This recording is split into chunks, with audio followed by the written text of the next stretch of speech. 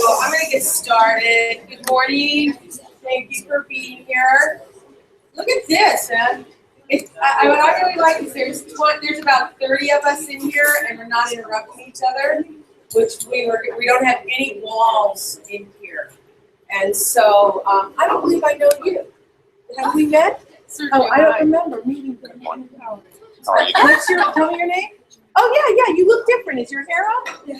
Okay, that's why. You look totally different. Nice to have you. Okay, so thank you for being here. What's that? Oh, Sean, we were waiting for you. They told me you were upstairs.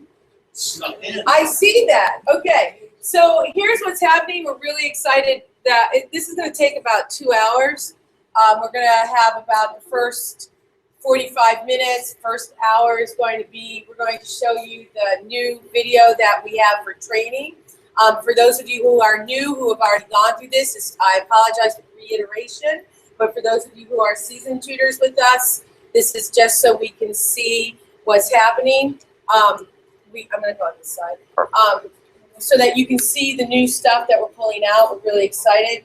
We've been working really hard this year. Look at this over the summer. This is pretty awesome. And Jason and I, yeah, it's really cool. We're also excited that we have 5 or 6 people streaming with us live. So hello, thank you for being here.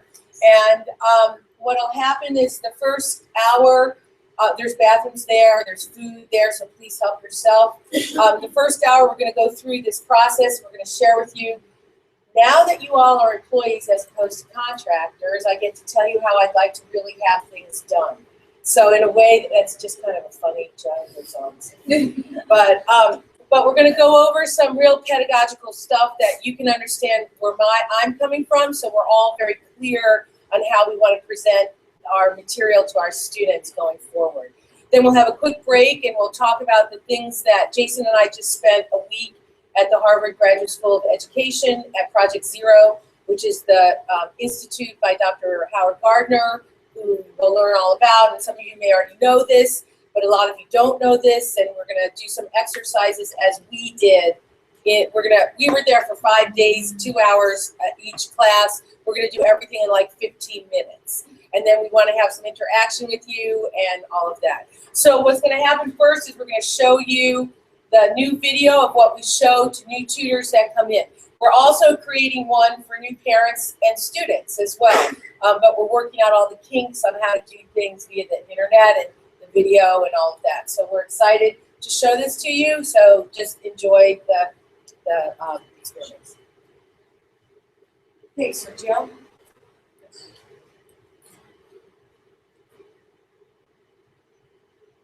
We partner with fully accredited K-12 university and postgraduate programs, so students can work at their own pace, choosing courses that really interest them, and basically individualizing their education. And what's really great is that they can come and go in the classroom depending on what their training schedule is or their lifestyle is.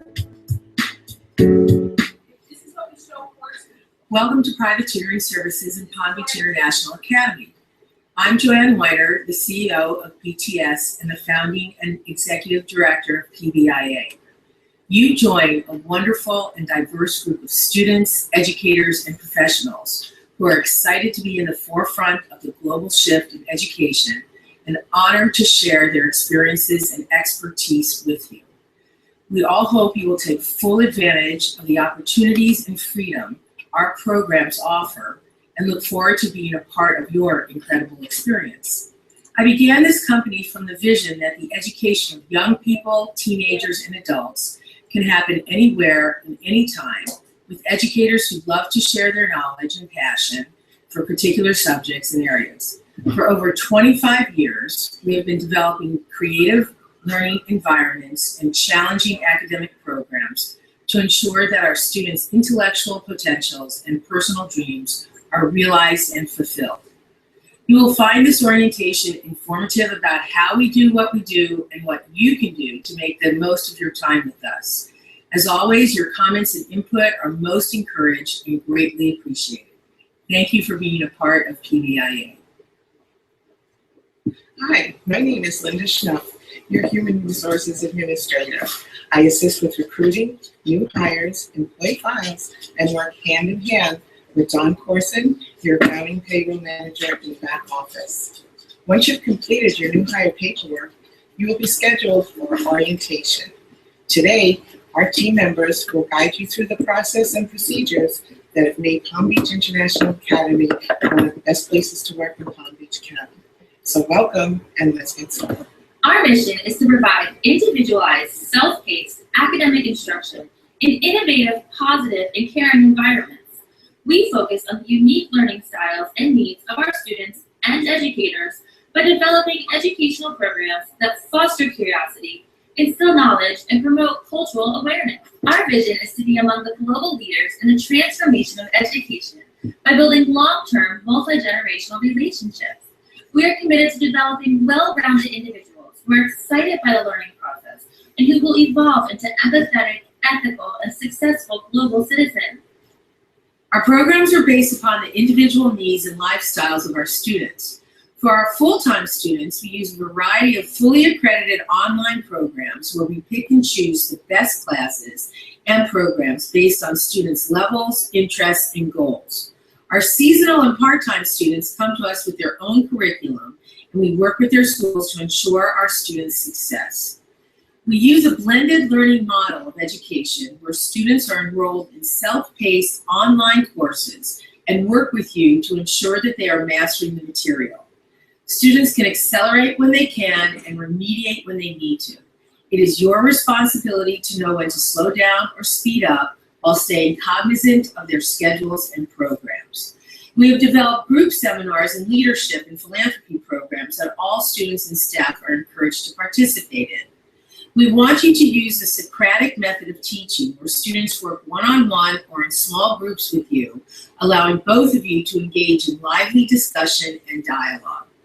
We believe in incorporating Bloom's taxonomy in every tutorial session, where higher-level thinking skills like comprehension, analysis, application, and inferential thinking are developed in a progressive manner, leading to creative ideas.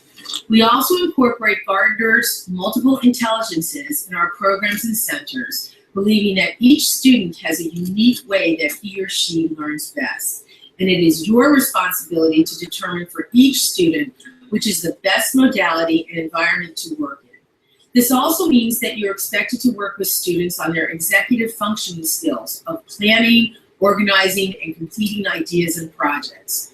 We are all here to support you in any way you may need, and especially look forward to hearing about your successful experiences and endeavors with our students. Okay, so now we're going to talk about what that means. Okay, a lot of you are seasoned teachers, you have teaching backgrounds, a lot of you don't, myself included. And so, although I've been doing this for a long time. So what we wanted, and by the way, at the end of today, you will all be receiving a package with your schedules. We'll be emailing it to those who are streaming with your schedules and a lot of the information that we're presenting today, so you can read it, do it at your own pace, however you need to learn this material. So I'm going to first just talk about the Bloom's taxonomy, which I always talk about. So Bloom's taxonomy, for those of you who don't know it, and if Morgan, if you could come back again and help me lift this up. Here it is. So Bloom's taxonomy is a hierarchical way of learning, so that students start at the bottom and work their way up. And I think we're okay. No, I think we're okay with this. But we'll just leave this up so everybody's moving. So that if you can see this, this is basically a variation of Bloom's. It goes and it morphs. But basically, this is comprehension, analysis, application, analyzing. Evaluation is also synthesizing, and then creating. We are hoping that all of our students will get to creative thought. That's what schools are expecting. That will be like the world to, but many kids can't. So it's your and many kids are in different places in different subjects at different times. And many kids are at different places on different days in the same subject with the same thing going on. So there's one of the things that Jason and I did this past week. It was about globalization, technology, and mind-brain science. We learned that an emotional state of a child when they come into the class or into your session determines what's happening in here. So what we expect and what I have learned in my tutorials is, and my teaching is that at any point you can evaluate where the child is on this ring and go up and down. So if they're not getting something, if they're getting it but they can't do it, you need to go back down. Go up and down until we can get there. Some of our students are just stuck. They will never get to creative thinking, and you're going to have to be okay with that. So we're in the process of helping parents and children and teachers understand that not everyone is going to be a creative thinker. So it's your responsibility during the tutorial to figure out where these kids are. Now, thanks to Joanne Garfinkel, we received a lovely chart of words that are associated with where each child is, and you will be receiving this when you're working in that, so you can hear this. So you can understand on all these rings about what's going on here. So what we're also expecting is on your weekly reports that you send in on every student to use this vocabulary in describing, because that will tell us as administrators where this child is, and that will also help parents who we talk about, because Dana, who's the sales and marketing director, business director upstairs, is we're selling this to our clients as this is what we work from. We work from Bloom's. We work from working on this hierarchical level of understanding and teaching. Any questions on that? Okay, so you'll get this. So the next thing that we talked about in this little presentation was something called multiple intelligences. Multiple intelligences is a term that was coined by Dr. Howard Gardner, who started this institute called Project Zero out of Harvard. You can get that one up too. Basically, the idea is that people learn in different ways. We don't like the word styles because styles puts you into a little pigeonhole. Because I could be a bodily person when it comes to science, but I could be an audio visual when it comes to math. And so our goal, again, as teachers, is to as the educators, is to understand, yeah, that one is fine. That one is the one that we're using. Let's use this while we get there. So you'll also have this. So all of that, what you will see is the whole idea of what's happening here is for you to understand our spaces. So our spaces, upstairs, downstairs, Boca Raton, are designed so that a child will learn in the best modality. Some kids need an office, some kids need to play, some kids need to eat, some kids respond better to colors. It's your responsibility, again, to get up and figure out where your children go, where your students go. I cannot tell you how many of you perch in one place and have a kid come to you. That you can no longer do that. The idea here is that in different subjects too. So if you're teaching multiple subjects, you need to get up and move around and do that. So here's what Dr. Gardner says. If we could get his videos ready to go. As an educator, I draw 3 primary lessons for educators. 1, individualize your teaching as much as possible. Instead of one size fits all, learn as much as you can about each student and teach each person in ways that they find comfortable and learn effectively. Of course, this is easier to accomplish with smaller classes. Yay. But apps make it possible to individualize for everyone. We listened to Dr. Gardner talk about the app generation. He just wrote a book on that, about how the apps on your iPhone and stuff are allowing kids to really learn in all the different ways that they do. There are some problems with that. One of the biggest things that we walked away from this conference was that the online technology is being used as a tool now instead of the learning thing. It's no longer the teacher, it's a tool, which is why we're having a hard time finding great online programs because they just don't exist anymore. So that's another conversation. He also says, pluralize your teaching. Teach important materials in several ways, not just example, through stories, not just one. So here are some examples. Through stories, works of art, diagramming, role play, case studies. So we experienced this type of learning in our conference last week. You will experience some of this in a few minutes. You know, all of you are very good at sitting down. I can't sit down for more than 15 minutes. I'm up and around. Most of your students, I'm sure you've all experienced, cannot sit there. So you need to get up and move. You shouldn't have to sit there. You're in here for 4 or 5 hours. Get up and move. It will work better. In this way, you can reach students who learn in different ways. Also, by presenting materials in various ways, you convey what it means to understand something well.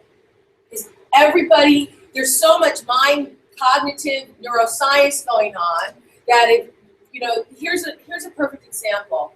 We learned that when you take a math test or read a math problem, it's not testing or looking at your mathematical ability. What's also going on is your coding issues. Does anyone, I'll explain coding. Coding is when, in reading, when you see this line and it looks like an S, and you can make sense what an S does. So when we talk about coding, it's the ability to look at something and make sense of it, especially in reading. So if you're doing math and you can't understand that this thing is a 4 because the language is off, because your coding is off, you really don't get the concept. So if you're taking a test and it's a word problem and you're being tested on something in history and you don't really understand the letters because it takes a long time for you to get through, you're going to be in trouble with the test. So as you can see, we're not big believers in testing in the traditional way. And we were very happy to see that at Harvard, they're not either. So we're on the cutting edge of that. The other thing Dr. Gardner says is drop the term styles. It will confuse others and won't help you or your other students. I'd also like to drop the term ADHD and ADD and autism and all of that crap. We learned from one researcher that in autism, there's probably about 30 different kinds of autism. They have no idea. In ADD and ADHD, one of the things that I always ask parents when we meet with them is, your kid's ADD, your kid's ADHD, how does that manifest for them? How does that come out for them? I can't stay still. I have to be tapping all the time. That's why we have food. Some kids need to be eating all the time. And we have the luxury of not teaching in a classroom.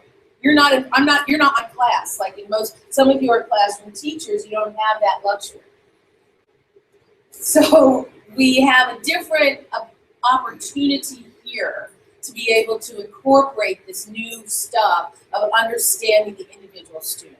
So now we're going to show you a little bit of what Dr. Carter, any questions about multiple intelligence? Any comments, any questions, anything? This is Dr. Gardner about 30 years ago. From what I was going to say. No, this was actually done in 2000. He has a wig on. It's the only thing that's the difference. He doesn't wear a wig anymore, but don't look at that. Just listen to what he says. The idea of multiple intelligences comes out of psychology. It's a theory that was developed to document the fact that human beings have very different kinds of intellectual strengths, and that these strengths are very, very important in how kids learn, and how people represent things in their minds, and then how people use them in order to show what it is that they've understood. If we all had exactly the same kind of mind, and there was only one kind of intelligence, then we could teach everybody the same thing in the same way and assess them in the same way, and that would be fair.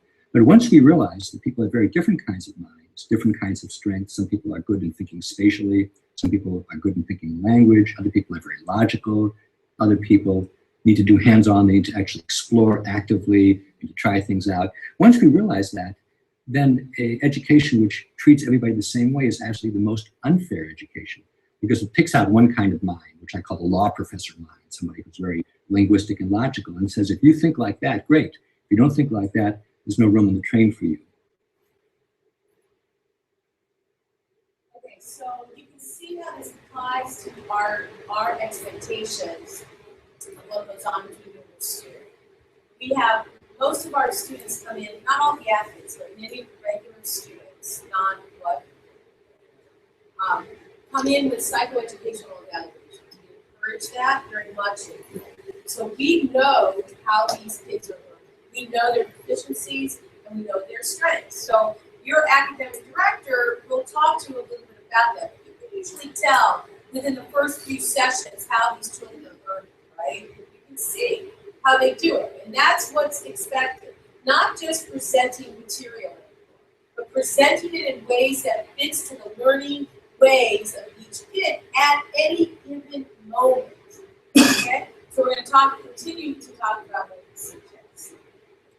I think for there to be long-standing change in American education that is widespread rather than just on the margins, first of all, people have to see examples of places which are like their own places where the new kind of education really works, where students are learning deeply, where they can exhibit their knowledge publicly, and where everybody who looks at the kids says, that's the kind of kids I want to have. So we need to have enough good examples.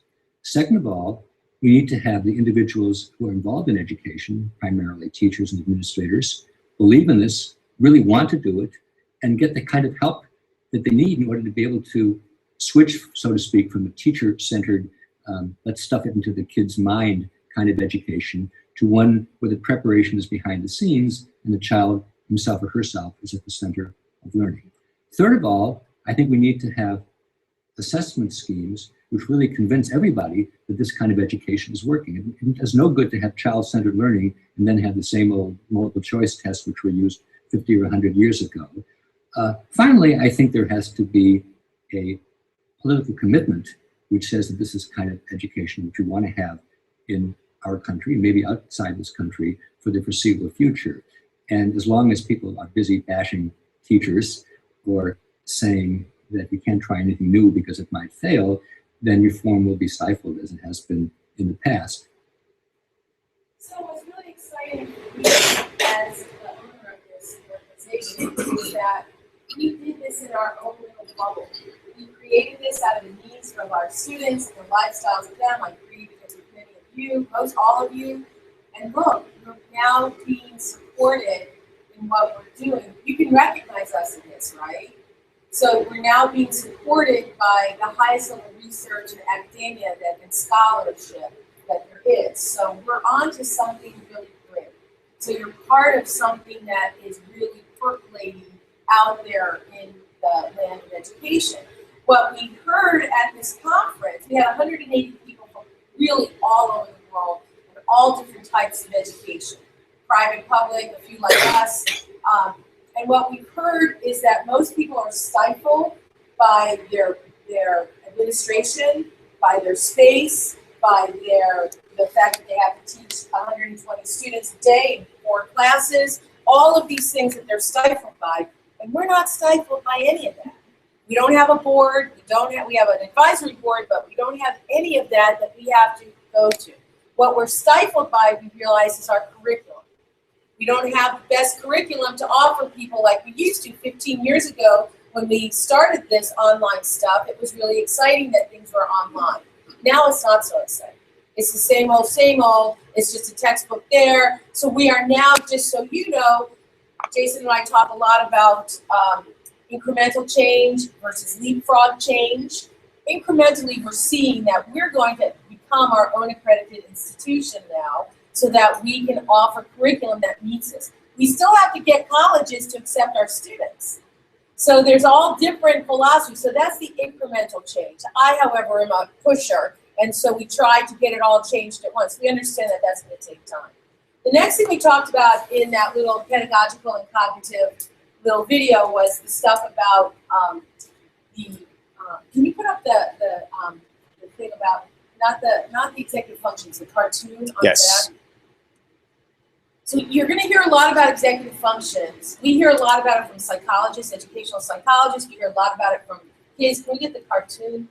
So the cartoon is, a lot of people probably know this, but this is basically what we're looking at. So let me just get this.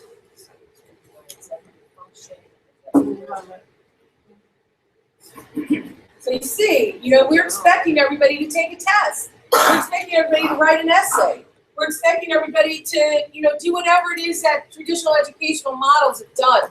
We're not that interested in that. We still want to play with it, but look what, I showed pictures, I showed people at this conference pictures of this. Who has a classroom like this? It's pretty cool. Look at upstairs too. I actually add color to the whole mix also. I can't work in the red, orange, yellow side. I get too nervous. I have to work in the blue, green, purple side. So you'll see that. I go walking around going, oh, I gotta get out of here. Okay, so executive function in a nutshell is really the ability to plan, organize, execute, and complete a project. How many of you have seen some problems with your executive functions in your children and the students? Please, if you don't raise your hand, you're lying. Okay, if you don't raise your hand, you shouldn't be working here because you haven't been noticing your kids, right? Everybody has a hard time planning, organizing, executing, and finishing. There are some students we have that don't want to even leave our program. They don't want to finish. So we have to come up with other things for them to do, right? So here's how, this to me is fascinating. It goes on in the front of your brain, up here, and you'll see that. Again, you'll see that in the brain. And can we go back to the brain pictures? So even just thinking about how your brain processes information, look at which ones do you relate to on these two pictures, for example? Hold on 1 second, and we'll get it up there. To these. Look at this. Who relates to this and who relates to that? Do you see that? That's how the brain processes information and where in the brain science has shown us that. And by the way, we go to brain conferences at least once a year to learn about the newest technology. We went to one about how to be mindful. They're teaching meditation in school now. They're teaching about that. We'll talk about that in a little bit. I relate to both of these. And at certain times I relate to that, and certain times I relate to that. But what's interesting is that This executive functioning stuff is coming up here in the front right. That's why we have so much. Anybody have an ADD or an ADHD kid? If you don't, you're lying too, because you don't work for me, because everybody in here has ADD and ADHD. Okay? So it's basically the concept that there's too much information being pummeled into our brain and we can't process. Now there's arguments that say that our frontal cortex is not yet biologically or evolutionarily processed enough to take in all this information. There are other people that say it's the brain is so elastic you should be able to say that. But that's another conversation. And if you're interested in that, I have tons and tons of books because I love this stuff. Because can you imagine I sit down with a parent and I say, my hobby is neuroscience. I can tell you what's going on in your kid's brain and where it's coming from. You have a hockey player that's been hit in the head 10 times, he's not going to be able to organize. Or you've fallen off your horse 20 times and hit your head without a helmet. No wonder you don't forget. You forget how to put your sandwich in the bag, or how to tie your shoe. So we have to understand that. So what we've done here, and what's most important to understand about executive function, which is basically study skills, which is another thing we're very known for, is children are not born with these skills. They are born with the potential to develop them. So our jobs is to find out, can we go back to the chart, please? Our job is to find out where on this they're having problems. Just like in Bloom's, going up and down this row, where are these people having these issues? Basically, organizing. You'll get this, by the way. You have a copy of all of this. Organizing, planning, organizing, executing, and completion. And then also we want people to synthesize and reevaluate and look at again. Reflect. You'll hear more about that.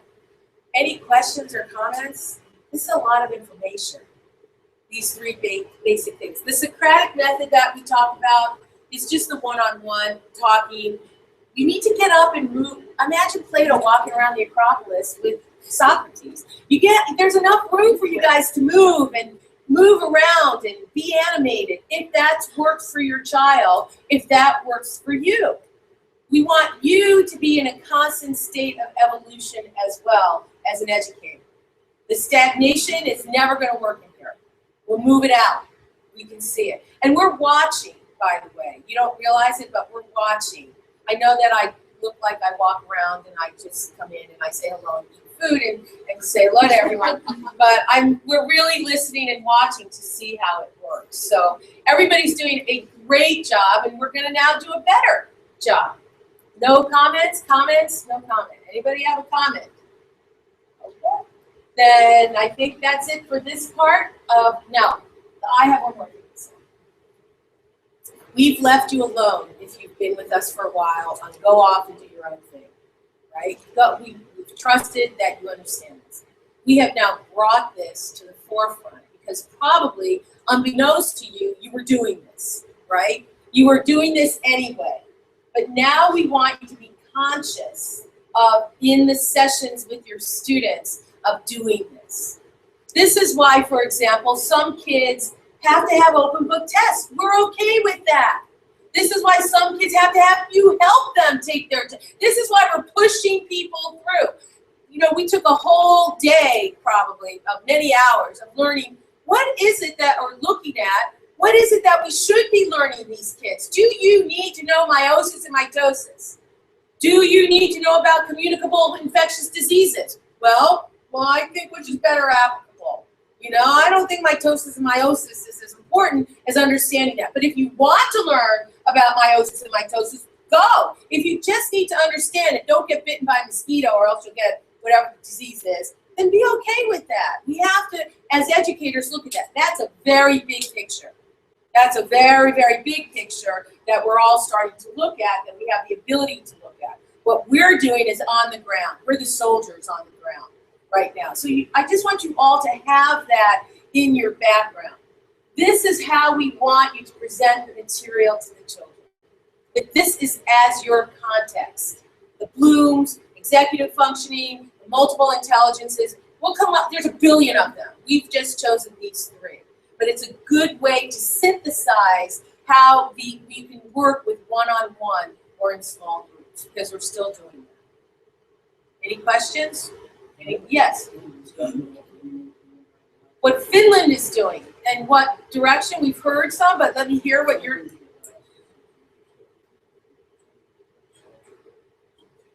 Absolutely, and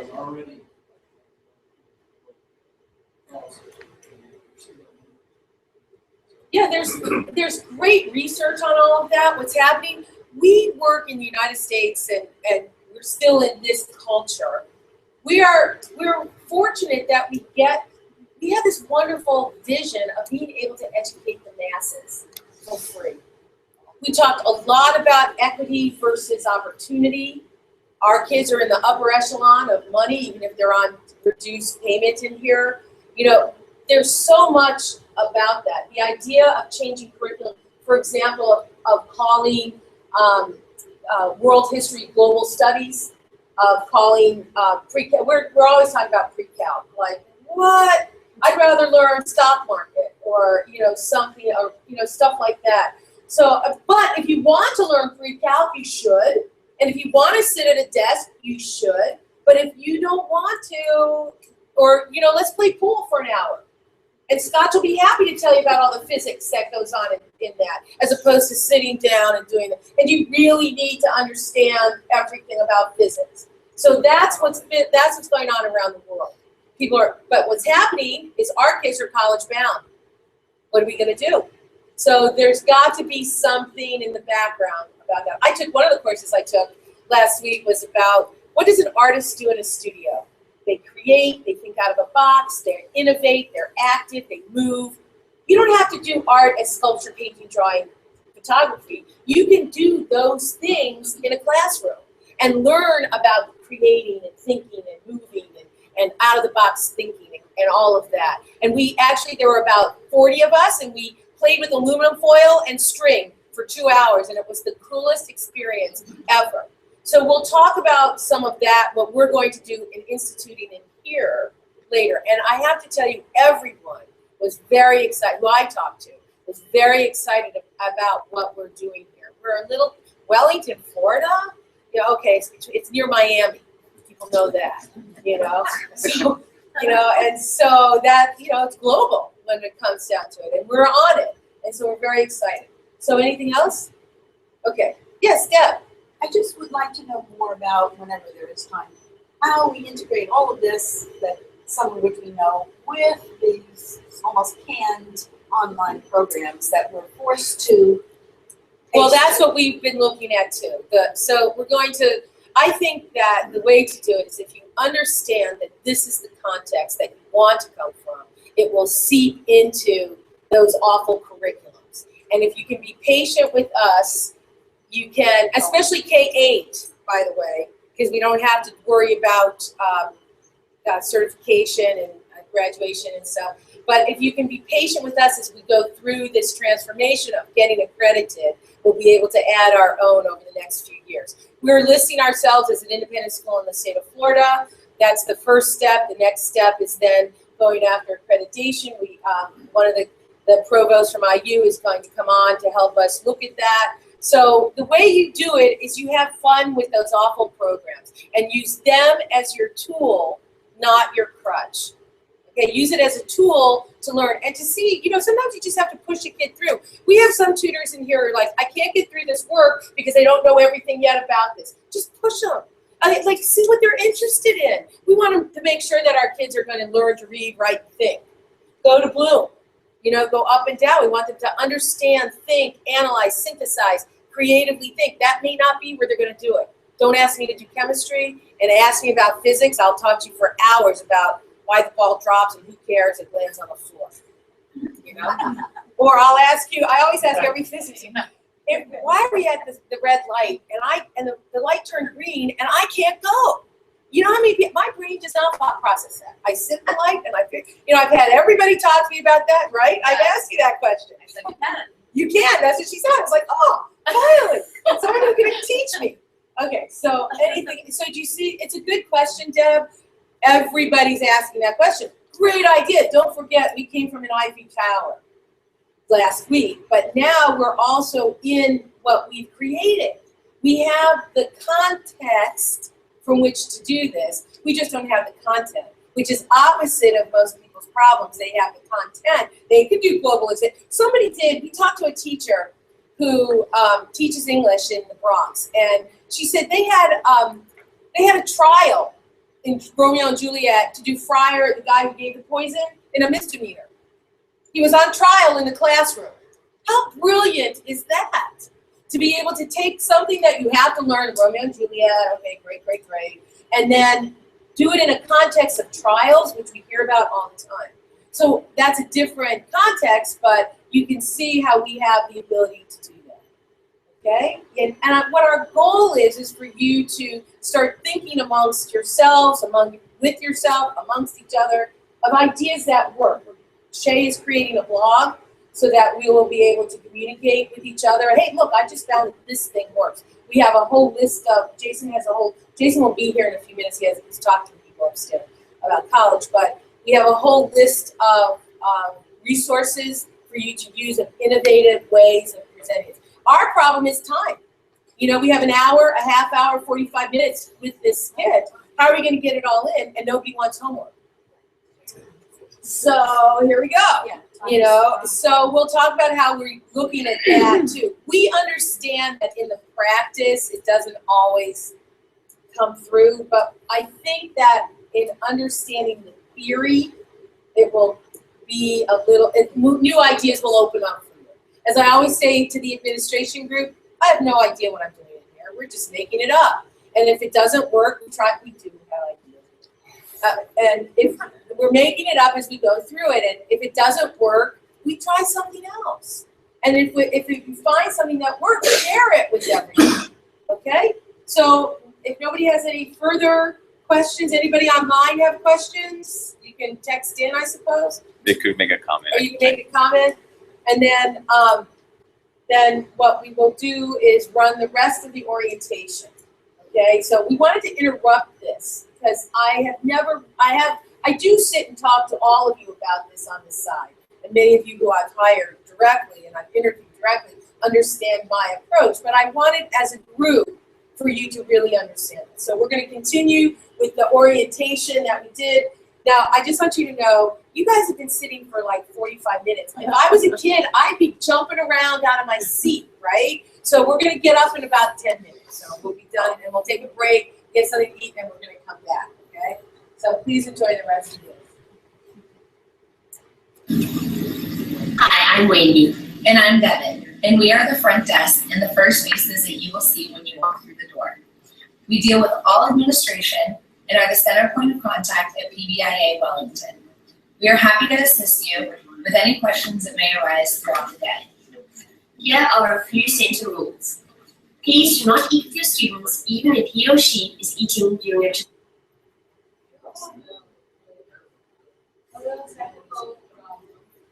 That's why we have technology as a tool, not as a position.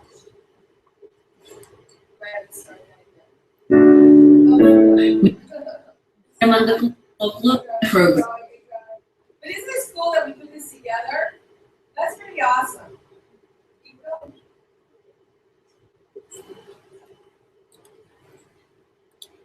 Sorry. Good plan B.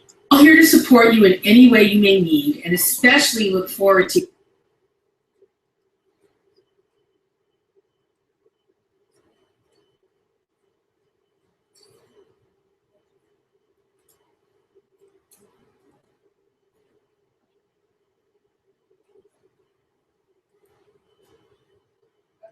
Center rules.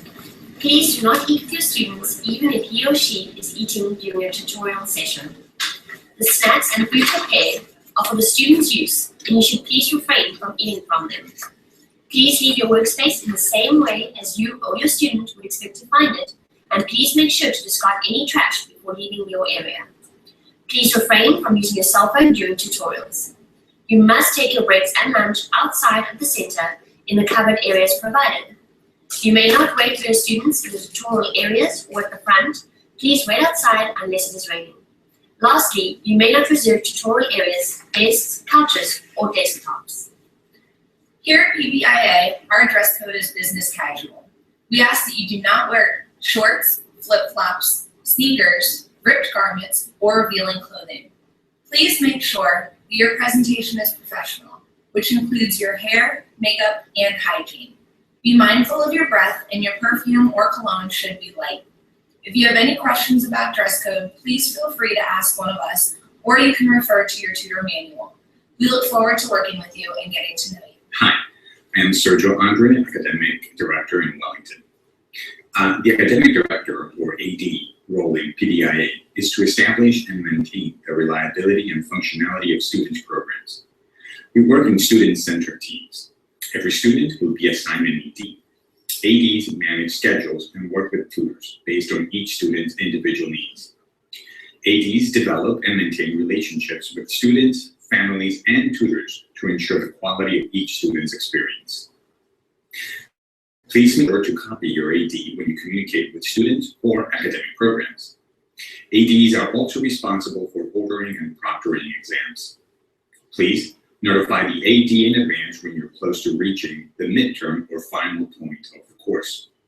The AD will order the exam and will arrange with the student when to take the exam. Thank you. Hi, my name is Jonathan Shannon, and I'm your registrar.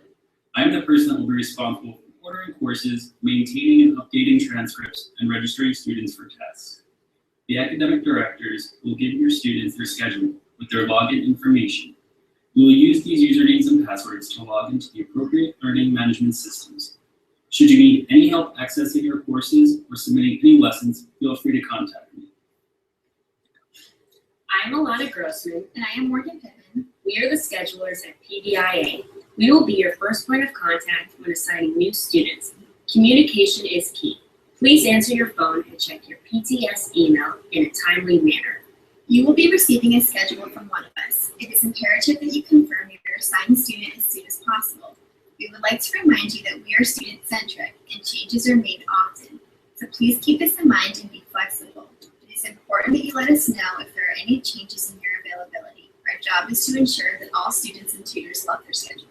Once all is confirmed, you will receive more information from the student's assigned academic director regarding their program and academic needs. You will receive a rate form for each student you are scheduled to tutor. Please make sure to sign and return your forms to Morgan or myself prior to tutoring your assigned student. Without your signed forms, we cannot ensure proper payment. Hi, I'm Shay Francis, an academic director and the registrar. You're required to have your students sign in for each of their completed sessions, with the exception of Skype sessions, which require a screenshot. Student sign-in sheets are used for this purpose. The tutor log is essentially your timesheet. Tutor log should include tutorials from 5 p.m. Friday to 5 p.m. Friday of the following week. Please use a single sign-in sheet for each student and submit these forms attached to your tutor log every Friday. Student sign-ins and tutor logs should be submitted in PDF form to logs@privatetutoringservices.com no later than 5 p.m. on Friday. Please be sure to include your name and all necessary information on your log each week. As with your weekly reports, your tutor logs are used for processes that affect many individuals besides yourself.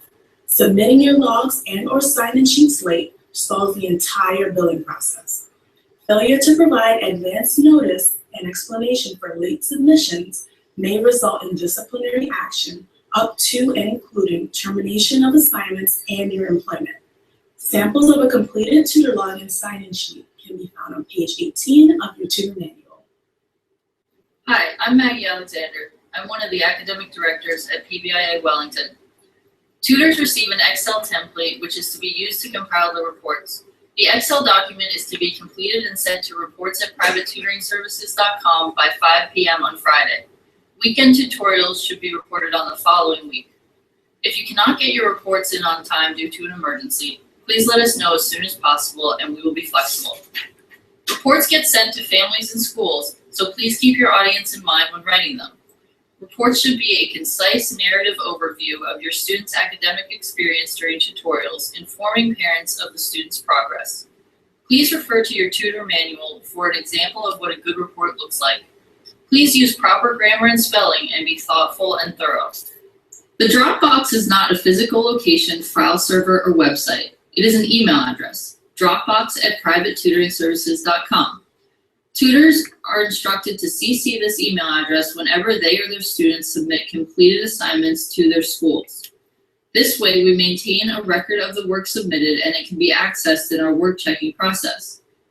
This does not apply to any work submitted for online programs, but rather hard copies of work sent to teachers at student schools.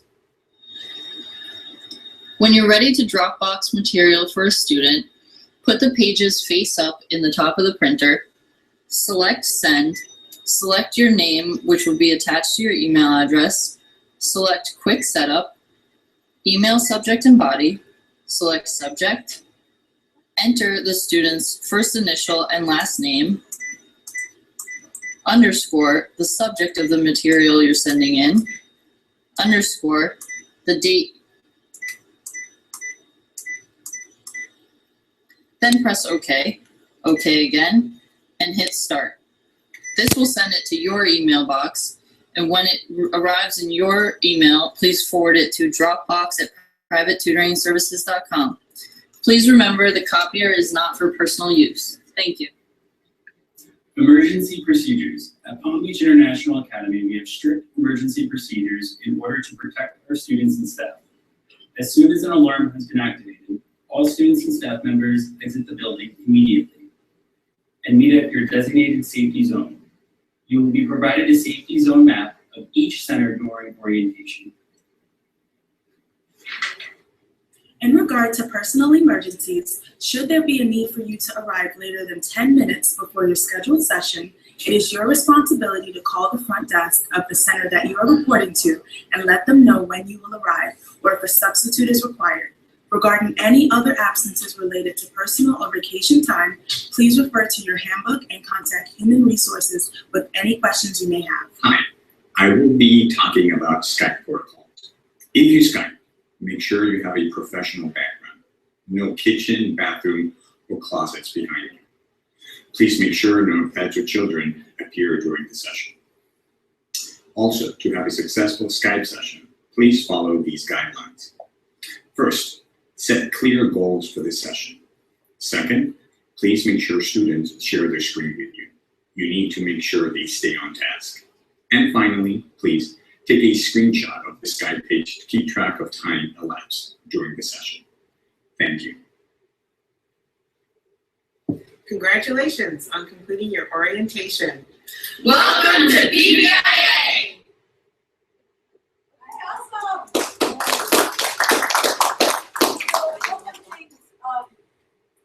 The screenshot of the Skype, just so you understand what has occurred. We had a family that's contesting time on Skype. They said send us a screenshot. The tutor's not providing that. They refused to pay. Now, as employees, you are going to get paid for your time, even if we don't get paid. However, according to what we just found out from the legal staff, if you can't supply us with the documentation that you actually worked those sessions, then we don't have to pay you. So, what there is to do is to take a screenshot of your Skype at the beginning and at the end, when you log in and when you log out. We have samples of that for you because we're not going to play those games with these clients. You want to Skype with us as a courtesy, we're happy to do that, but we now need to have documentation. Okay, so yeah. There's also a law. Right, there's a way to go back in, for years, Skype holds it. We also are looking at other modalities besides Skyping that we are finding that are better than Skype, but most of our kids use Skype. So just understand that you are expected to turn in that log of your Skype session with your student. If you're asked to do prep work and getting paid for that, make sure the AD has cleared that, make sure that everything is clear. Because right now we're out a lot of money and the tutor is pretty upset that it's not getting paid. And so we have to try to figure out how to make this work so that doesn't happen. Right, that's what Kim was saying. There is a page, especially for those of you in other states, we need to have the Skype sessions documented. So if you have some questions about that, call us and the ADs will be able to tell you what you need to do for that. They're in your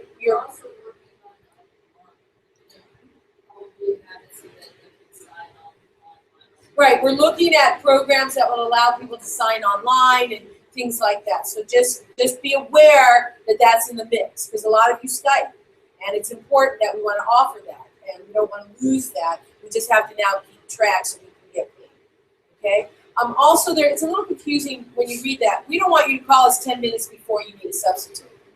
That's not okay. We want you to call if you're running late. If you're not. The women who sit at the front desk, the women and men who sit at the front desk, have your schedules, and they start calling people to find out where you are. So if you're going to be more than a little, if you're going to be just on time, let us know you're on the way. Because parents are here, the kids are here.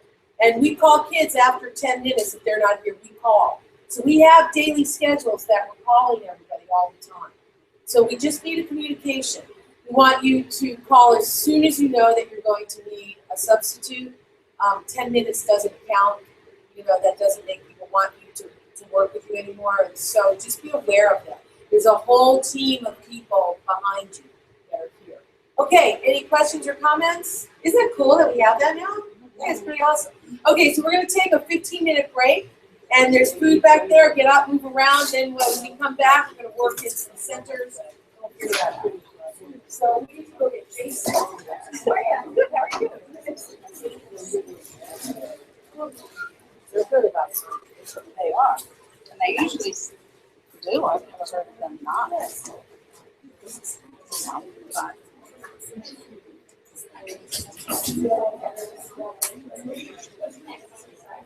Right. Right. You have to present them. You have to present them. Right.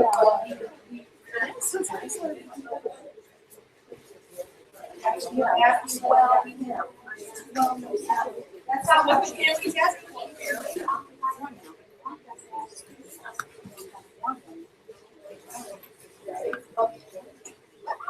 Hi. Got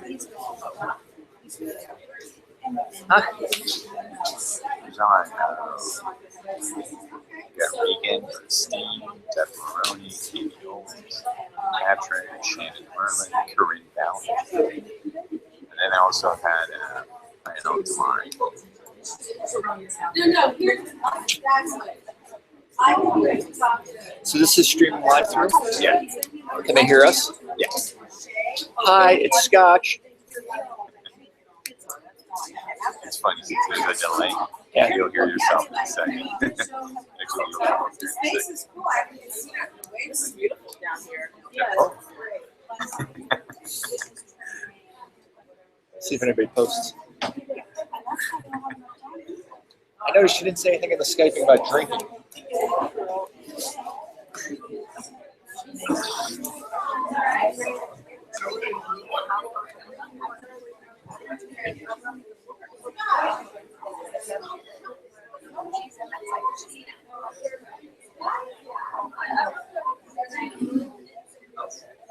I don't know if there's any.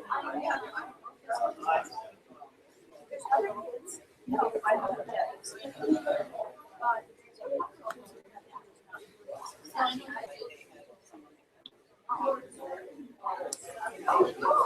Yeah.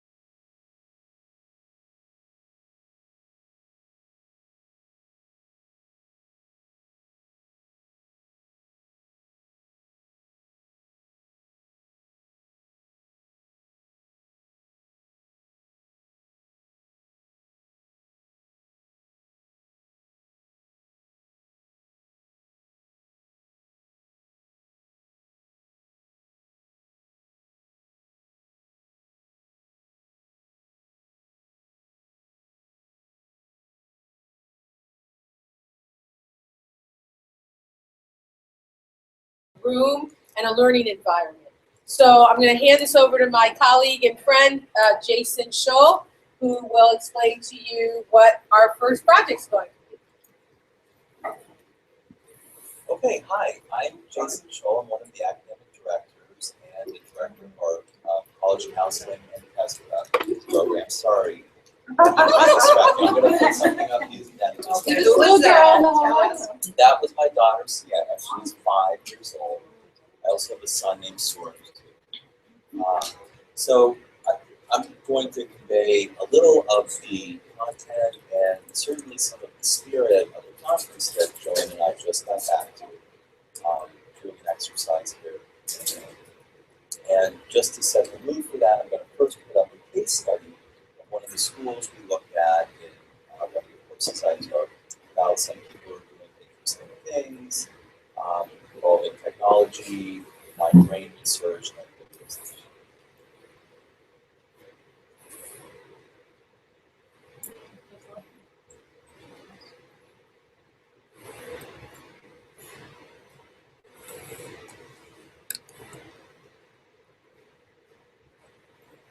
Okay, so this is based on an actual school, and I'm just going to read through what this school is. High Tech High is a brand new, state-of-the-art high school in a fluid town in the suburbs of San Diego. It has excellent, high-speed, redundant connections to the internet, and wireless access which reaches every classroom and study space.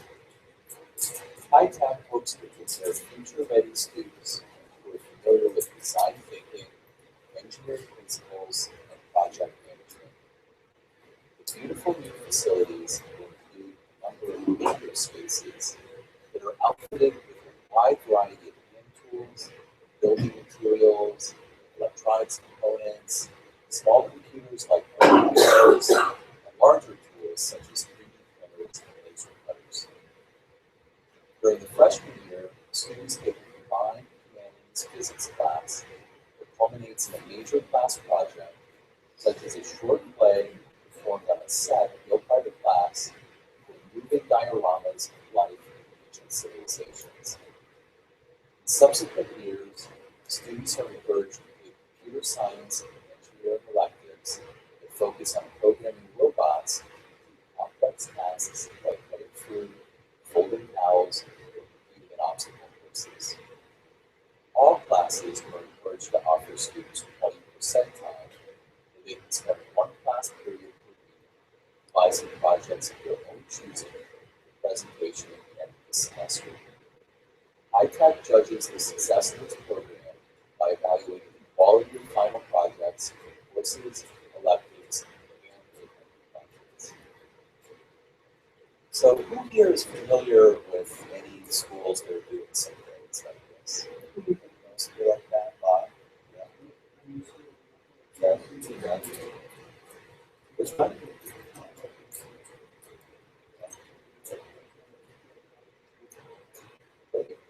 Who here is inspired by some of the things that we see and things are interesting? Yeah, someone. Who here sees some problems? Anyone see any problems, challenges here in this sort of Just the of your own choosing part. I feel like they give them no guidance, so I wonder what exactly they mean by it. Sure. Great thinking. Oh, so Ken said, well, what do you mean by projects of your own choosing? You know, don't students need a little guidance? It's great to give them autonomy, but also, you know, we want some direction. We don't just want people to run around it and how we evaluate it. So sure.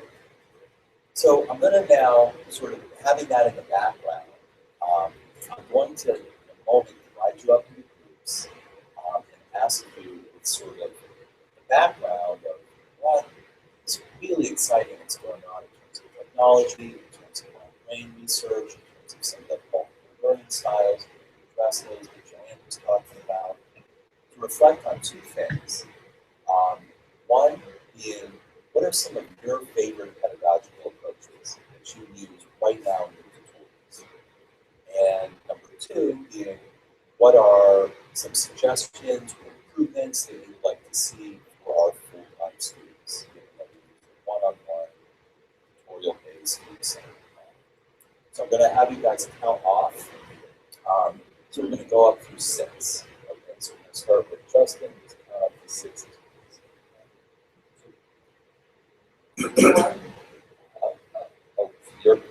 You're 5? You're 5? Okay, Sean.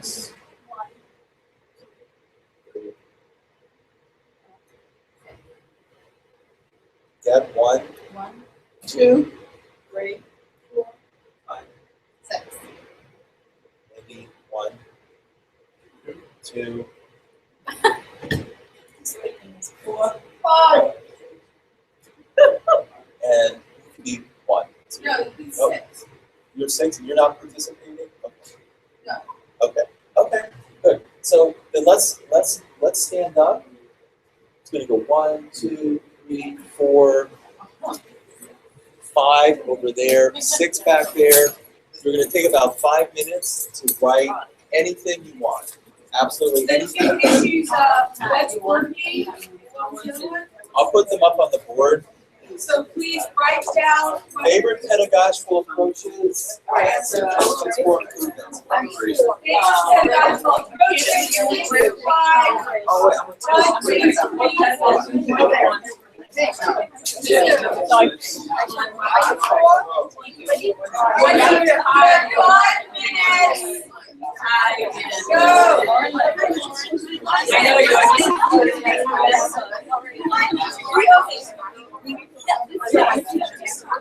Which one did I say? 4. That's 4. Just 4.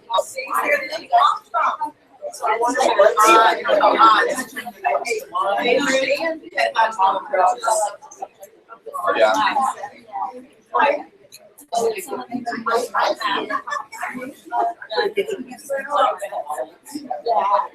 If you're on, you should be writing favorite pedagogical approaches. If you're an even, you should be writing suggestions and improvements for full-time students. Write them down. Keep writing. What does odd do? Odd goes favorite pedagogical approaches, evens, and suggestions and improvements for full-time students. Just write. Keep writing.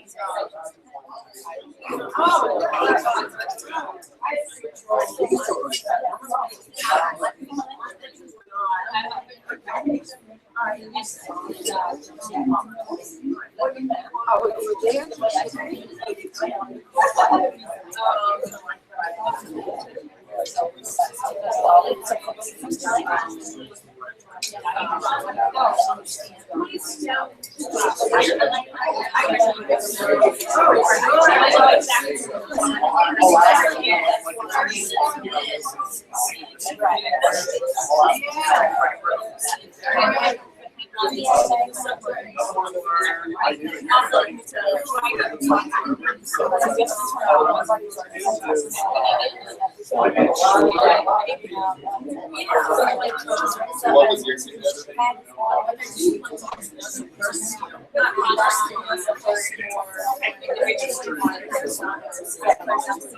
Yeah, that's it's interesting.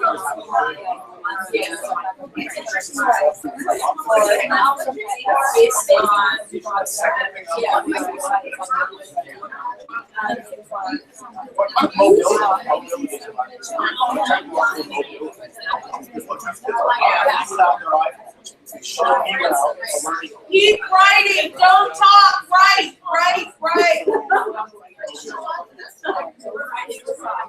My handwriting's best. That's funny. Guys, we're going to hang these off the wall. Not everybody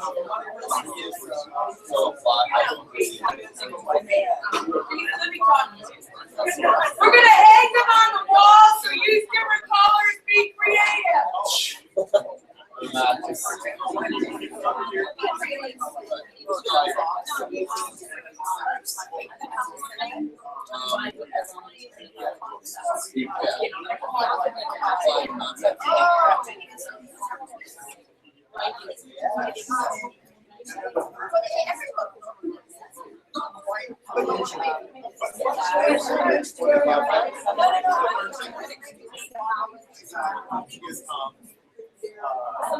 reliable video sources like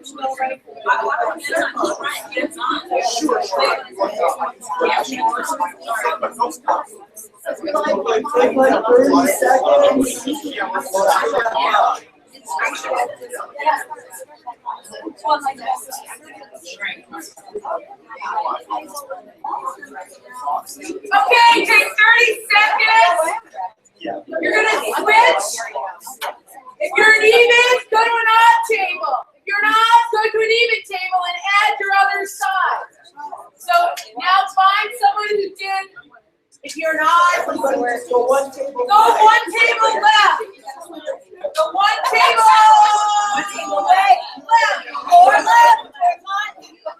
Find a table that's different and add your comments. Right. Thoughts.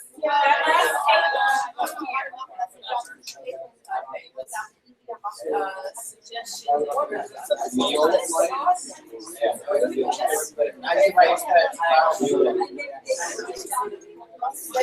are we supposed to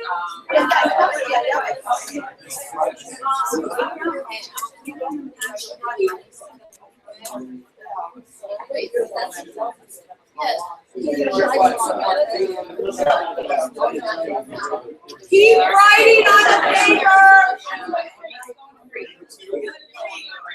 Alright, someone's not here. What number is that? Doesn't matter, Jessica. Keep writing. I'm gonna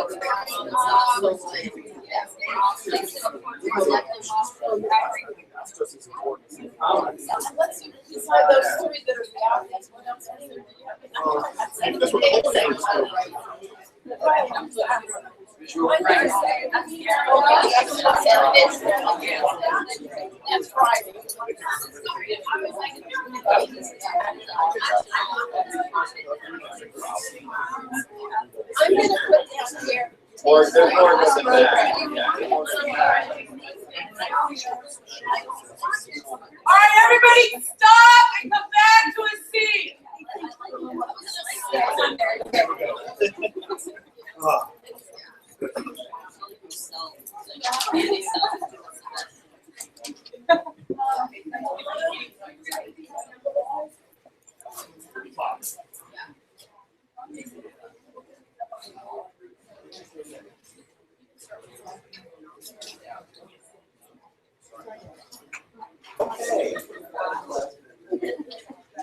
I love it. Where'd Sean go? Why did you guys? Sean's so cute. He was really fun. Fun? This is why you love teaching. Don't you? You got to talk amongst yourselves. And get to know people you Got your body up and moving too. I mean, it's not good. Anybody else notice anything else? Some other people think. Collaborative effort. Collaborative, yep. Anything else? Thoughts? I'll tell you one thing that I noticed. compared to the other group that just did this yesterday, you guys are very neat. You all wrote these very neat paragraphs. That's what I would do, something like that. But it doesn't necessarily need to look like that. And it's also based on what we do. You know, it's not like hypothetical or something we read. Yeah. It's from our experience that we collaborated. Yeah. And I like it was real. I guess that's what I mean, here are some things that I personally think you can take from this exercise. You know, it's experiential, as someone said, collaborative. There's a choice in the way that you can participate. I saw you guys, some people took over as being the scribe, some people just wanted to talk, some people wanted to make use of their good handwriting, different learning styles. You know, and then finally, the other thing that Joanne pointed out to me yesterday, this is a good exercise, just getting a little bit outside of your comfort zone. Probably none of you people expect to do this in orientation today, and it gives you a little bit of a sense of what your students feel like when they walk into our program, which is really different from where a lot of them are coming from and what that is like. So that's it. There is a handout I put together that has a list for further reading on a lot of the really cool little mini courses that Joanne and I talk about, you know, virtual environments, online curriculums, online brain research, localization, all of that art in the 21st century. There's a handout. Look at it if you want to talk about it more of it. I'm happy to. Thank you. Thank you, Jason. So what's really important is to understand reflection in teaching. We don't do enough of that when it comes down to it. Mindfulness is this new thing that you're going to be hearing coming out in education. Our kids are so bombarded with information that there's no time for them to sit peacefully, daydream. Think about it. Anytime you have a chance to daydream, go on your phone. There's no daydreaming going on anymore. Our brains are overloaded. We need a break. So we're going to give you an exercise. One of the courses that we took, Jason and I actually took it together. We actually met in the morning, went to the seminars, and then we broke off into different courses that we were both interested in. And then we found one that we were both wanting to go to. We looked at systems. We both took different systems, how we are a system and what happens with systems and how you can break that up. There's so many different things. We're happy to share more information. As I said, I go to a lot of these conferences. I have tons of books. If something interests you, let me know. There's lots of resources. If you're interested in going to some of these with us, let me know. We can talk about what that looks like. But one of the things that we did was one on work. Taking a break. On the concept, what's the name of the it's called the Good Project. So the Institute did something on what it means to have the 3 E's, which are work is excellent, ethical, and engaging to do the first. So ethical, engaging, and excellent work, and how we define that. And that's what the basis of this institute is. And so we took some exercises. So we did an exercise, and we're going to ask all of you to do one of these exercises. Now we know that we're condensing it because we want to be out of here by 1, but we did this exercise in 2 hours. They do it over the course of 2 weeks to some organizations. They give this to incoming freshmen. So this is just, excuse me, a series of values, and we're going to ask you to circle 6 of your top values in this. Okay, so I have this, and I have pens. Let me send these out. Just pass these down, and we're giving you all a pen. You're welcome to keep it. But first, find the 6 most important values that you see in yourself. We're not going to collect these. This is just an opportunity for you to do some self-reflection. Thank you.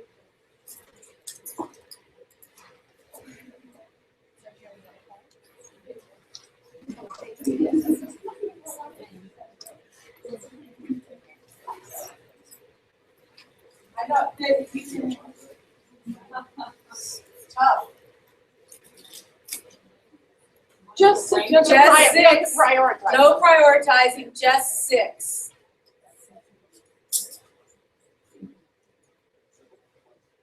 Huh. That's hard. Joanne, in regard to teaching or life?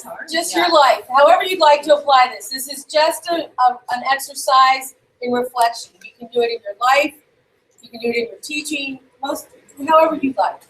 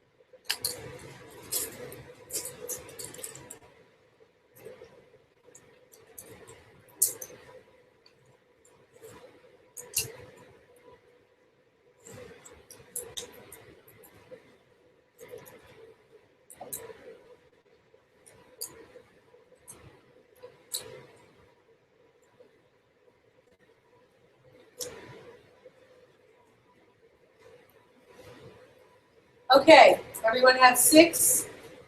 I'm going to ask you to do something really frustrating. Knock out 2.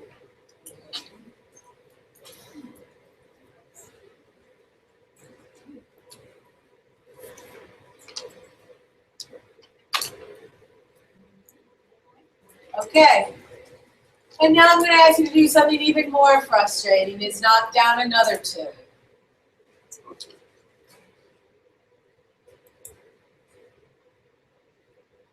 Again, we're not, you can share this if you want, but we're not expecting you to. And now that you've done that, I really want you to reflect on how you spend your day.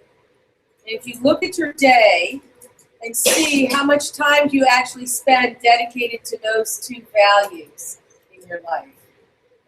For me, it was quite stunning to see how I don't do that.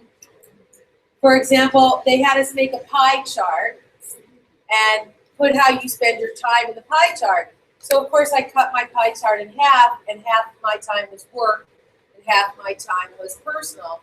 And as I started writing all my activities, my work started going more and more and more, and my work was not even on the first 8 of my values when it came down to it.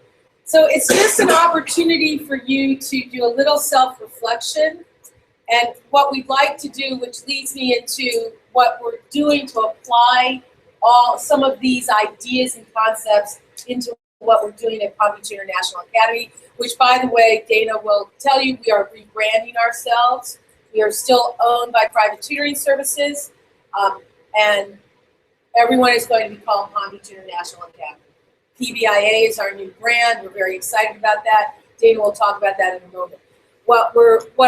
I'm going to do, what we've realized and what we've been trying to do for the past few years is we've been trying to have a little bit of a break in between these kids. These kids are so on the go. You guys are so on the go. What you're going to see in your schedule is you're going to see some time in between classes now. There's about 10 or 15 minutes between classes. We've been trying to institute that for the last few years, especially because we have upstairs and downstairs. Nobody's going to know where anybody is.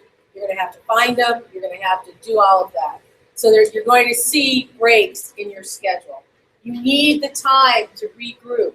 Some of the kids are going to complain about it. If it doesn't work, it doesn't work. But we would like to make that as an institution that you're going to have a break in between.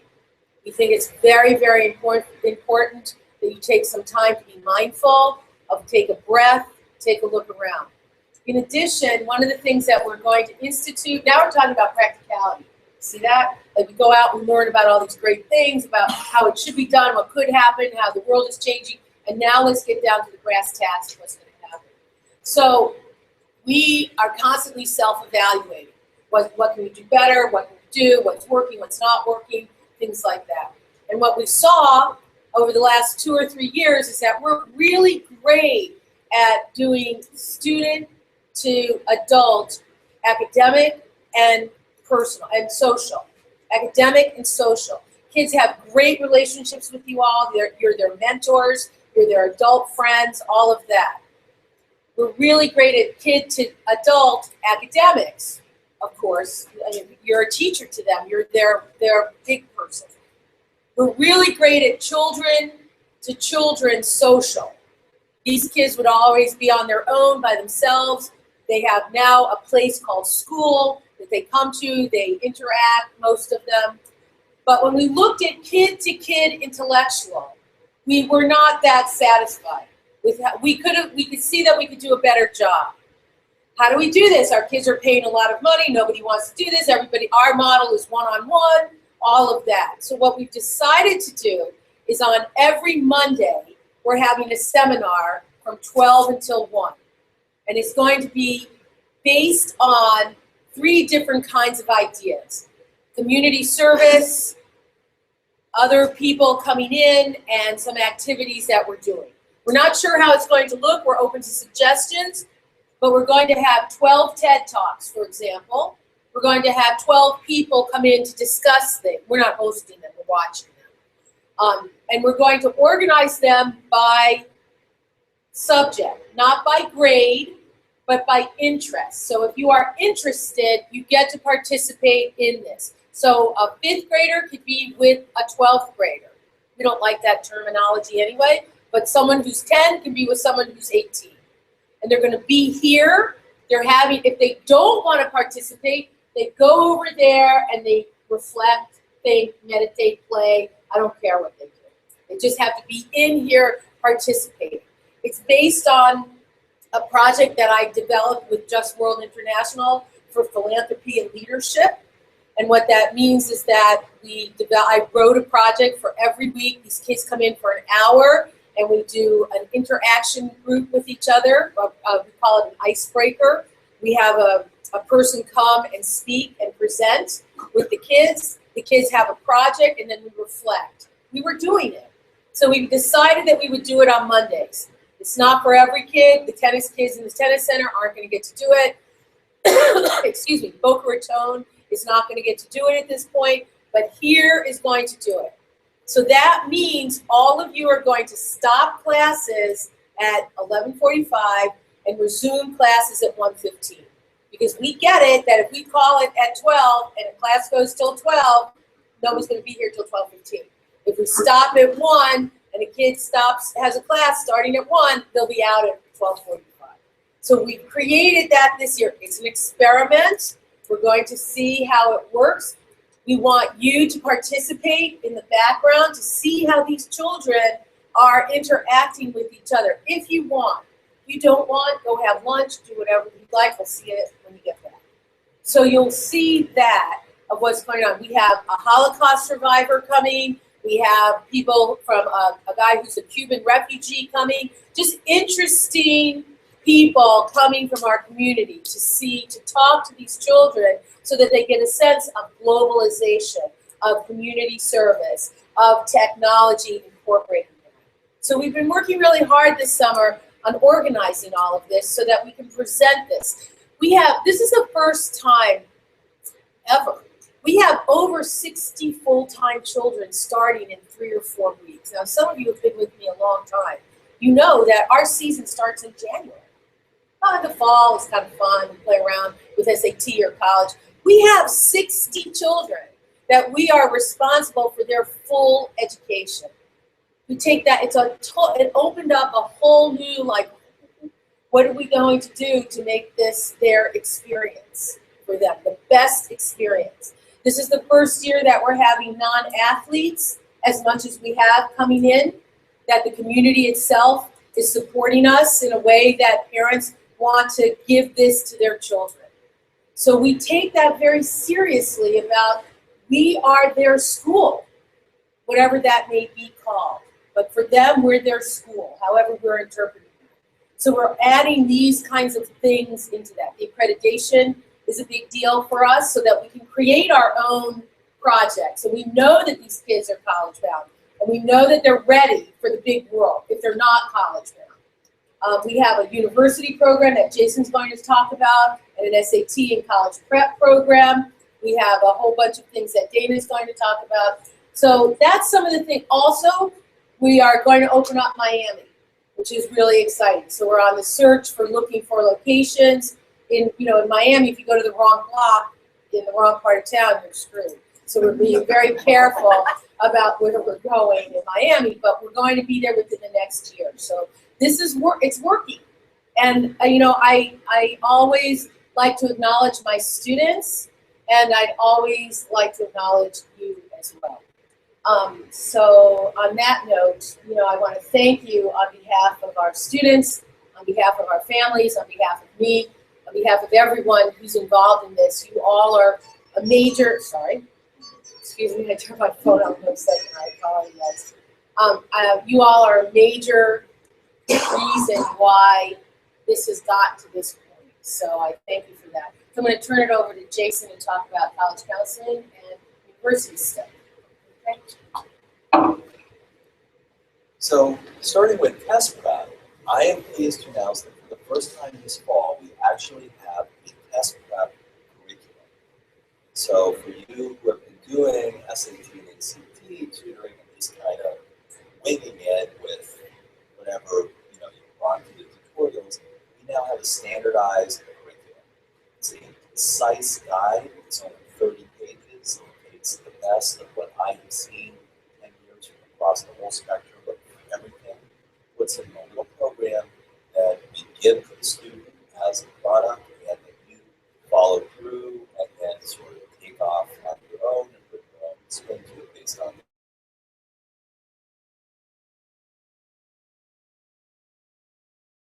If you're interested in doing that and not doing it, talk to me. College counseling, we're continuing with that. We're looking for college counseling. One of the things, we still have the college book, which is our product of, it's a bound physical guide that you can give to parents and families so they can see an overview of the process, personalized to their student, and just relax about it. I'm also going to be working in the fall to incorporate some of the training that we just did, some of the good project work, and using college counseling less as a sort of administrative, interform type of process, and more reflective exercise about what really matters to you, why you go to this school, how do you take your values and sense of identity and use that meaningfully about school. So if you have been reluctant to do any college counseling in the past because maybe you thought it's very stressful, you didn't want to be responsible for some parent yelling at you, and the form didn't get in, and so somebody didn't get into a certain school. Hopefully, we have a mentor program where I will be at your back, part of the team, helping make sure that type of thing doesn't happen. And also, look at this, please, as a really cool opportunity, to work with students in a slightly different way than you might be able to in classes. Talk to me if you're interested in that too.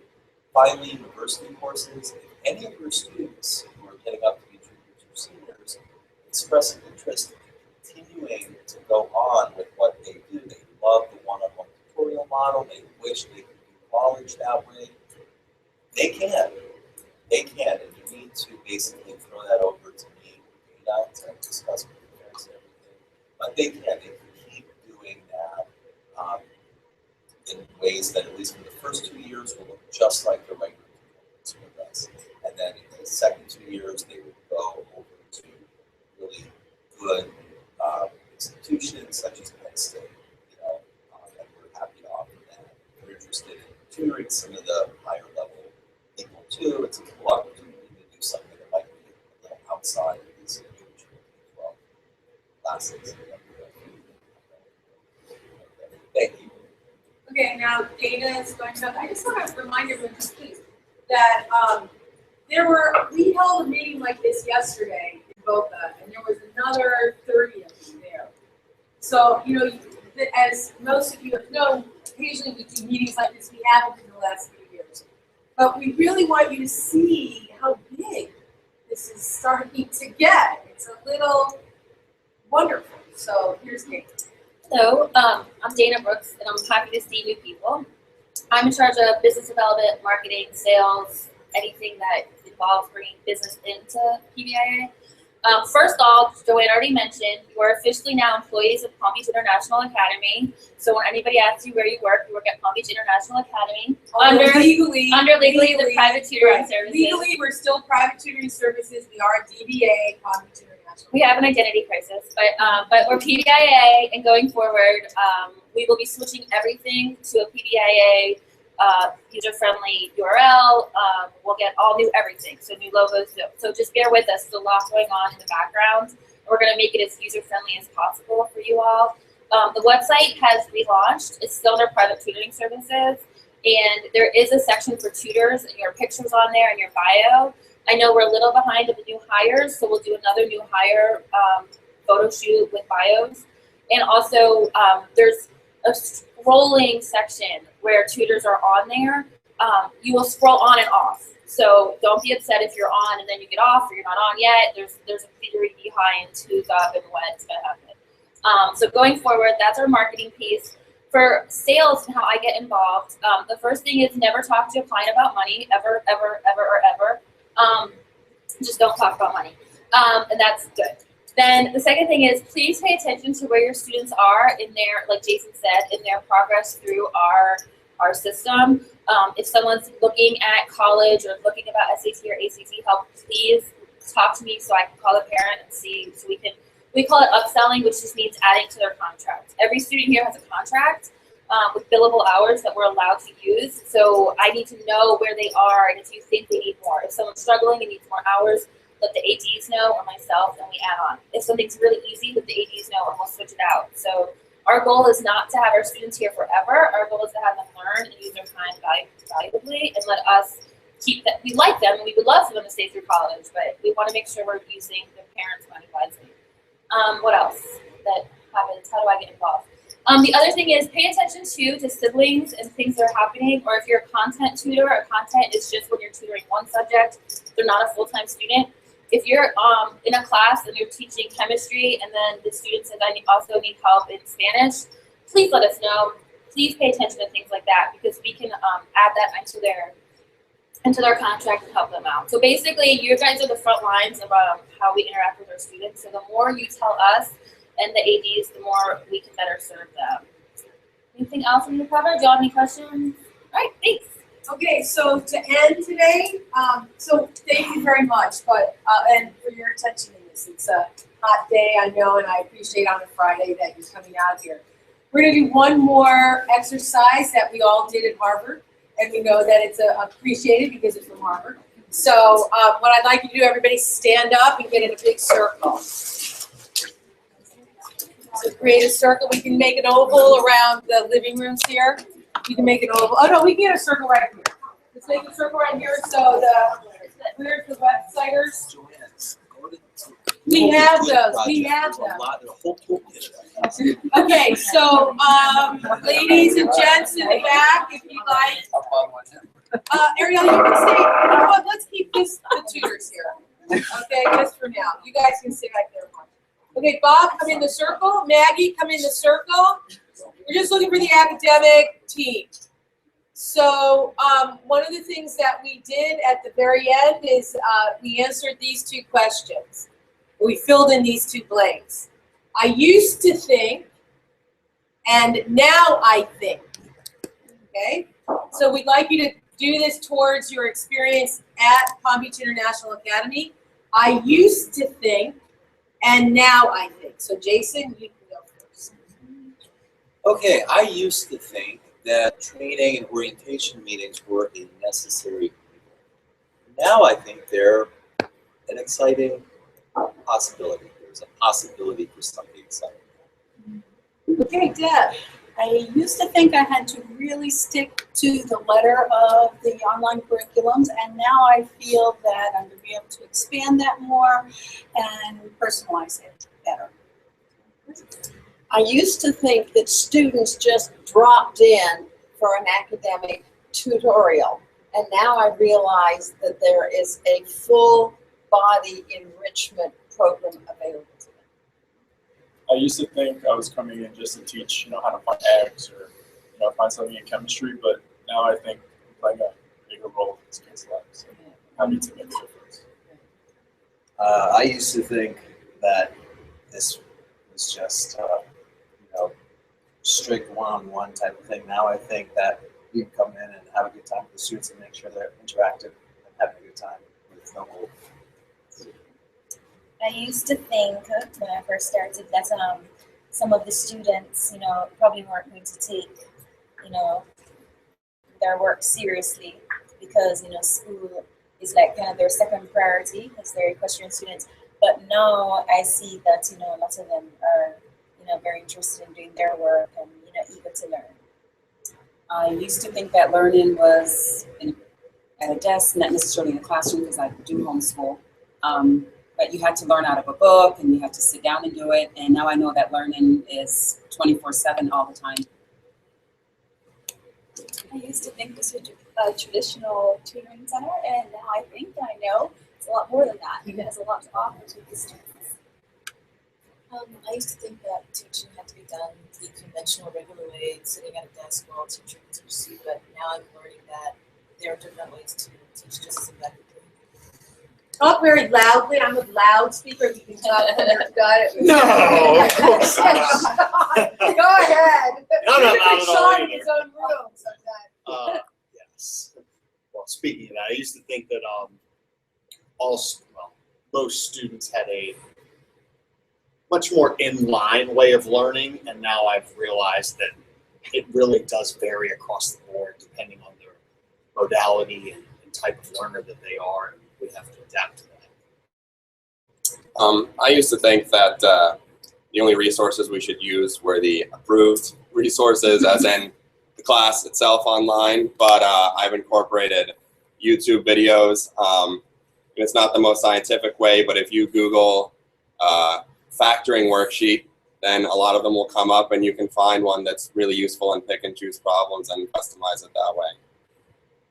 I used to think learning was about structure and getting it right. Now I think that it's about creativity and slowly developing. Sergio, let me hold it for you. I used to think my working space could not get any cooler, and now you go downstairs and it's amazing. Like, I'm loving this space. It gets better every year. Mine's similar. I used to think that we were just this little bubble in Wellington that nobody really knew about, and we just had, the horse show people, and now it's just expanded beyond my wildest dreams. Yeah, I used to think that we just catered to equestrians as well, and now I know that we have a very diverse student body. I used to think I had to basically follow the lesson plan. I mean, I sort of used to think that, but I was creative. But now I realize I can be very creative and teach a whole other subject that relates to it. Yeah, I used to think that I had to teach as much as possible or that the students gets out a lot of the time hour, but now I realize that the student also can go outside and take a walk and just relax. Yes, is that correct? Yeah. No right or wrong answers. I used to think that kids would not have peer-to-peer interactions that are so important for their social development in a tutoring site, but after WEF here with my kids from all over the world, they had like a little tribe and they were just learning so much from each other, and it was really a beautiful experience, and I love it here. So I don't know, so I was those but I used to think that different learning institutions and systems didn't take into account the various learning styles of students, and now I know that there is. Yeah, that's great. I used to think that learning was a very quick to the point process, and now I'm realizing that it's a very intricate, long-term development. We call that lifelong learning. Yes. Lifelong learning. Stole my lines from me. I used to think that education and teaching is separated from just like courses and all of that. But I've since kind of changed my approach to really get kids interested in learning for learning itself. and teaching them. It's an exciting thing, and it's something that they should be thinking about for the rest of their lives, and teaching them how to go about doing it, how to think. When I first started working here, I thought I would just be coming in and teaching straight from the book or from the online course. But now I know that I can involve my creativity, incorporate my creativity and the students' creativity in learning. When I started here, I kind of thought we were all sort of on our own, like we have to figure a lot of stuff out on our own. But I found that we really rely on each other a lot. There's like 10 people here to help you with anything, whether it's paperwork or finding cool videos that are helpful or doing reports better or whatever it is. That there's a lot of people that have your back. Yeah, I used to think that the traditional way of teaching, that even though we're doing one-on-one, that it was still like the books and the courses was still the foundation. I mean, it couldn't deviate from it a whole lot. So I now realize, you know, like so many others, that there's endless possibilities and you can make it more fun and more lively. Well, as someone who started just in the trailers, I used to think that this was a little fleeting. I didn't know if there'd be a job next year. I would literally watch my place of employment be dragged away by a semi. So now I think that this might be something that might be here for a long time.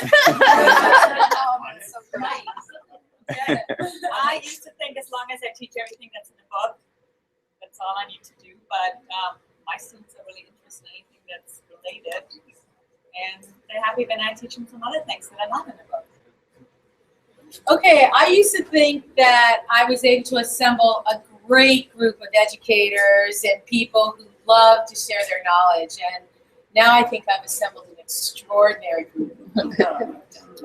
So thank you very much. And we have a announcement. If anybody wants to text in from online of what you used to think, Francis, text in if you'd like. And anybody else to my phone number. Do you have anybody that's coming over? Who else is on there? Ballinger. Karen, you can text me, Maggie. Karen, anybody? Fran, if you're still on, we'll see if you're still on. You can text me what you used to think. Dana? Okay, once Joanne says you're all done, we have your rate forms and your schedules that you will get when you leave. So Morgan has the alphabetical. If your last name's B to C, see Morgan. D through G, see Alana. Raise your hand, Alana. Alana's talking to Dawn. Okay. M through R, please see Wendy. And S through the end of the alphabet, see Shay. Shay's back there. Okay, so you're going to get your schedules. You're going to get a whole folder of handouts. And you're going to get the resource list with other things in there. So again, I thank you all very much. We're just still registering people all the time. We're starting to get WEF come in. We're on the way to the Hamptons to do some marketing and stuff.